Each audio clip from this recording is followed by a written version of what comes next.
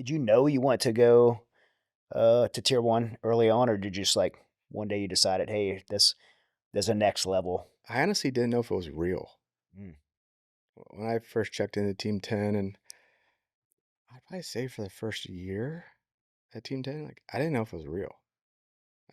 You hear rumors, but It wasn't like it is now. Like everybody kind of it's known now, but back yeah, then it was like even to say the words of yeah. the unit was like, yeah, I didn't know they're like I heard rumors like, well, you have to get they'll email you an invitation.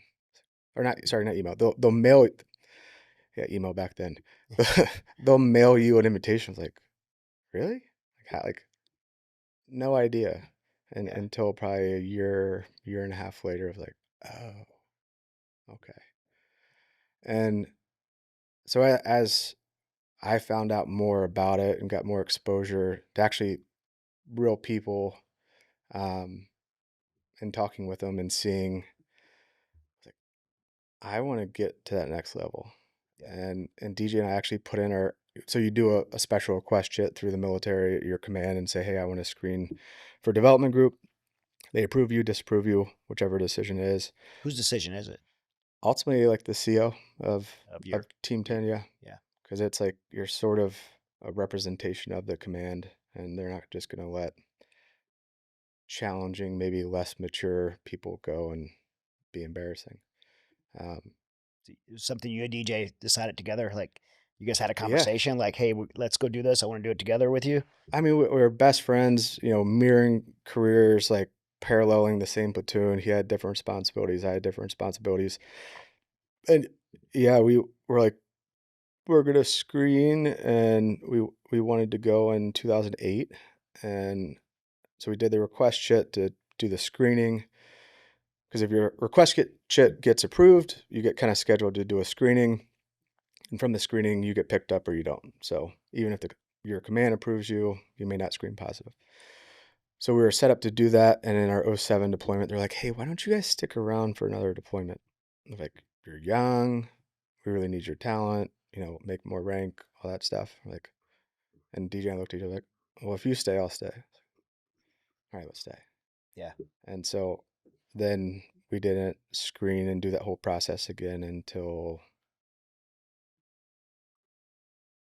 '09, big end of '08, beginning of '09. Can you say what the screening is?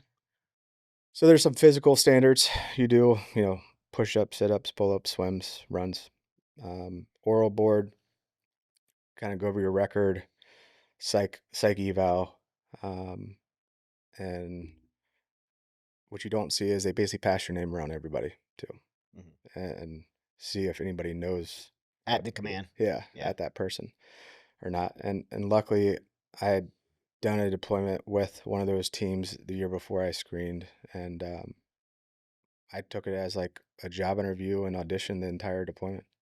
Mm. Like, hey, they're watching. Yeah, I want to work with these guys one day. yeah, Yep. yeah. So yeah, luckily I got we him and I screened, and then basically after our '09 deployment, we went into green team selection in 2010. Can you say how long green team is? A year. Yeah, I know it's Yeah, pretty commonly known. yeah, it's a It's a year. year.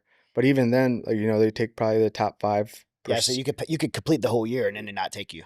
Yeah, but it's like the guys that show up for that class, I would consider it the top 5% of team guys in the right age and prime in your group. And you show up, and out of that top 5%, 70% get cut. Yeah, so it's the top 5% of the top 5%. Yeah. Yeah, Yeah, and it's of the it's top more 30%. challenging than green team, or more challenging than buds. Because buds, you show up with the right equipment, you do the standards, you know, pretty, I say, easy considered to green team selection of not only do you have physical, but now you have mental stress. You never know how you're doing. You see guys that are better than you getting dropped and cut.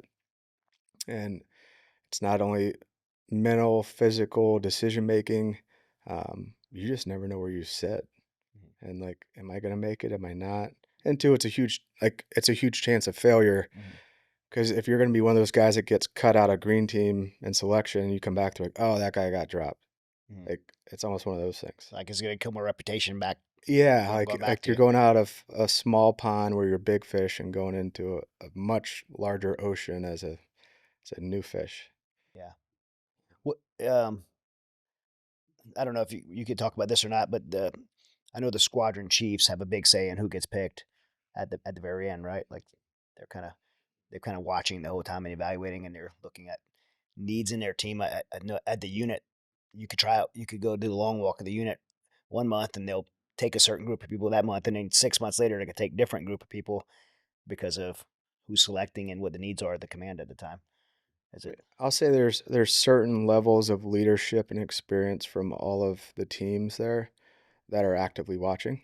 Mhm. It's not only a performance fit and capability, but it's a personality fit Yeah, because each team has a distinct personality, uh, like our army counterparts do on how theirs are.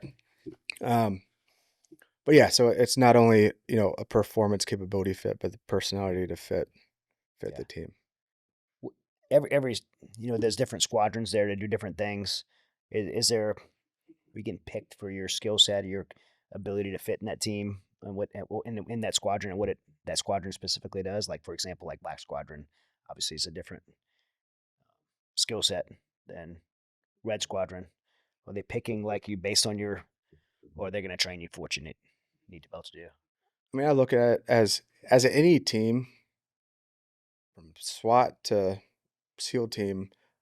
There's always people aging out, like retirement, Yeah.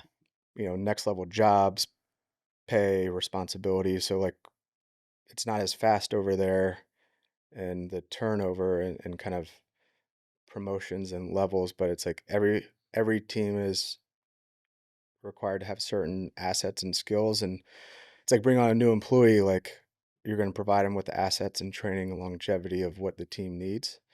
And if they see talent and what they want out of you, they'll kind of put you on that path. It's always nice if you really enjoy that path. And one of mine was air, like military kind of free fall skydiving, different assets of that. But that was one of those things that I got to be on that path there, which was a capability the team needed, Hmm.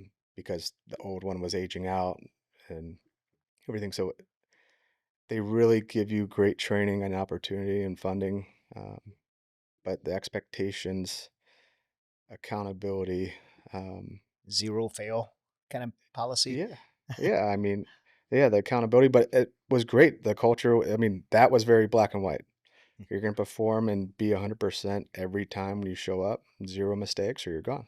Mm-hmm. Don't Doesn't care. matter who Don't you care who are. you are. Yep. Zero. Don't care if it's a CO or the new guy. Everybody in between. Yeah. Yeah. Yeah. It's one of the things that yeah, I've talked about before, but where they're not as an assaulter, but in a support role, and did the clandestine logistics side there, and got to work with a lot of the assaulters like you, and that was one of the things of the culture that I learned right away was they had this zero fail mentality, and they mean it. Like people talk about it, but I was like, it's very taken very seriously there, Hmm. and I was super impressed by that. I mean, going there from coming from the Marine Corps and going there, it's like this is a completely different world. Yeah. I remember showing up first of all and seeing some guy with dreadlocks, and then there was another guy I seen with he had tattoos on his neck, and he had a gold tooth trimmed out with an anchor and a diamond in the middle of it, like a pirate. Like this is a whole different world. But then the the from the equipment to the training to the just resources is feels unlimited. Yeah. But so you have everything you need to be the best in the world, but the standard is something that each individual has to maintain. And I think it was really cool too. You were given the opportunity and chance where in this, you know, the East and West Coast SEAL teams, Yeah, you think you're looking outside of the box, yeah, and it's like problem solving, and there it is, a just mind blowing experience of like I thought outside of the box. hmm These people really think outside the box, and they have the assets, funding, and capability to execute that thought, yes, and the freedom and creativity of solving for that solution. yeah. That was one of the things I was most blown away by because in my job, that first of all, I thought I was going there. And I'm like, I'm getting attached to the very best tier one special operations unit in the world with all the most resources. And I realized like, well, I'm not gonna have access to a lot of those resources, but I'm gonna have complete autonomy. And that autonomy was like freeing, but it was also terrifying Mhm. at the same time because we talk about working outside the box. It was like, here's a broad task, and now you need to go out and figure out how to do it. And by the way, don't let us down because you can't fail.